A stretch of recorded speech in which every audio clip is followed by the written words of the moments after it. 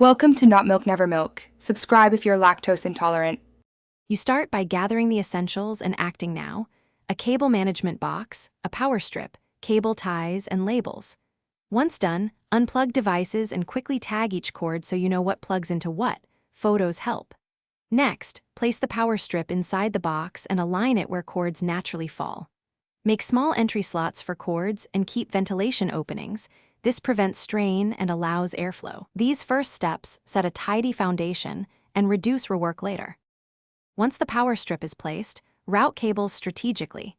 Group power leads together and keep data cords separate to reduce interference. Make tight, organized bundles using Velcro or 1/2-inch cable ties, but don't over-tighten. You want secure without damaging insulation.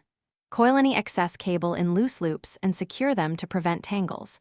Label both ends with short ID so you can trace connections quickly.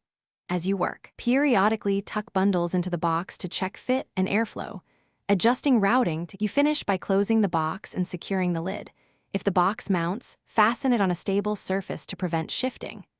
Then plug devices back in by label order and power them on, verifying each device operates normally. Make sure cables aren't pinched and that airflow paths remain clear. If something goes wrong, like intermittent power or warmth, unplug, open the box, reseat connections, and increase ventilation or relocate the strip. That single troubleshooting tip often resolves odd failures quickly.